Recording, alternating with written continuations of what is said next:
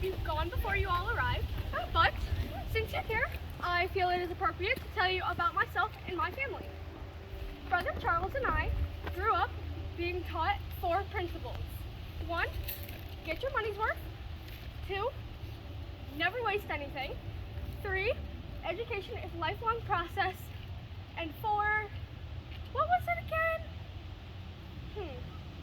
I'll come back to it. Okay. When my great-grandfather and his family moved from Vermont to Macedon in 1837, they never let go of these principles. Right, my bad. My father graduated from Cornell University with degrees in math and civil engineering. Later on, he continued collecting and reading these books, and I graduated in 1911, and I decided to teach school in Marion. I later on decided that I liked to have a business life better, becoming a bookkeeper at Gleason Works. I have worked for a little while, but I decided to retire. I have actually lived for about 86 years, and if any of you decides to say that was old, you might just need to listen to the first person who called me old, Mary Durfee. She was a bit problematic, but she died accidentally by being dragged by her hair to her death from her wagon. Were you driving that way? Just checking. If you ask me, it was some bad luck.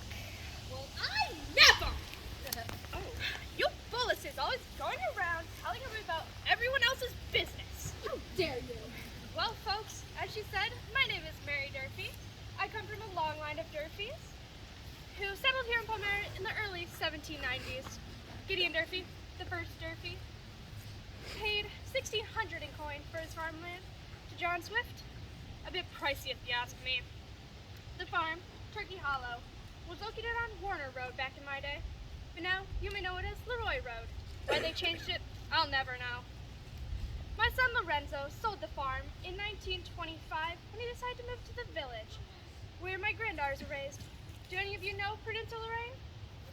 Maybe you know Prudence by her nickname, Prudy.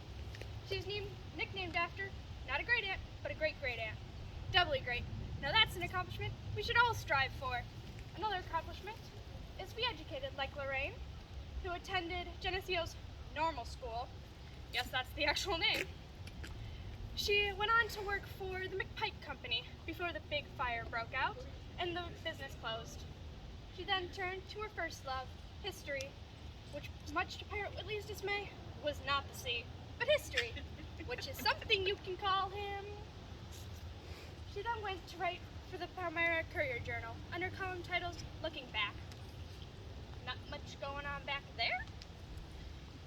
She soon became the town's historian and played a big part in the founding of the Allen Coverlet Museum and Palmyra Historic Museum. You can see the girls' vast collection of dolls upstairs at the Historic Museum. And all the eyes just watching you. Are they judging you? Well, once you look at the time, it's been a pleasure seeing you all tonight. I hope you enjoy your evening, as I will try with the Bullises. You to me.